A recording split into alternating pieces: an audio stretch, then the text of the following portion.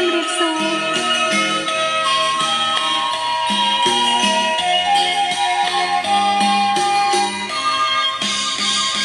អរទួលបាកានវិមានដួងចិត្តបងជួបបបិទបែបនោះតាមរឿង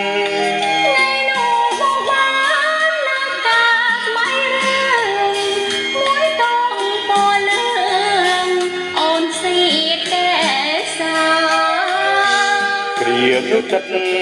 មានស្នួនមិនយ៉ាងបែងដូងបងជាផ្ដាំទៅហងលំស្នេហ៍ជាជីវា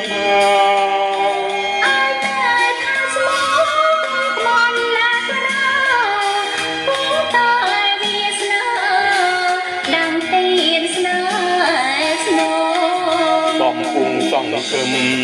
កម្មយើងត្រូវប្រកបយើងរៀបបូសិនដោយបាត់ដំបងជួមអូនទៀនបែរនំណាក់លួងបែររឿងមួយតងស្នេហ៍បងអិនក្លៀនប្រងនេះយើងស្គាល់ចិត្តគ្នាច្បាស់ហើយតែប្របងហើយកាន់យើងរវាងព្រោះអូនត្រូវរៀបដល់នឹងគេទី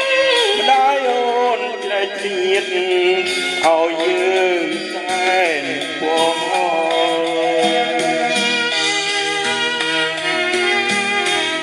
ហើយទៅវិញស្នេហ៍យើងមិនគង់វង្ស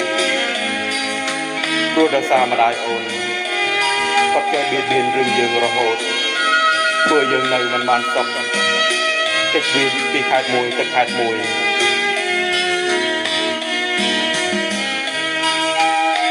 ដើម្បីស្នេហ៍ពិត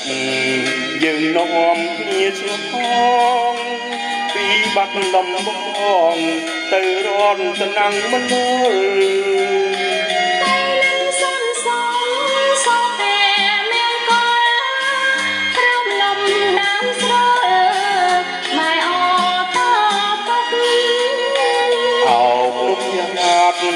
ស្ពានយល់ថ្មោលកំហល់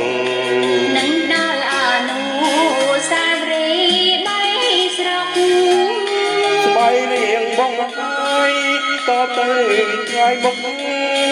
ចាំយើងថាទឹកនឹងទៅនឹងហើយ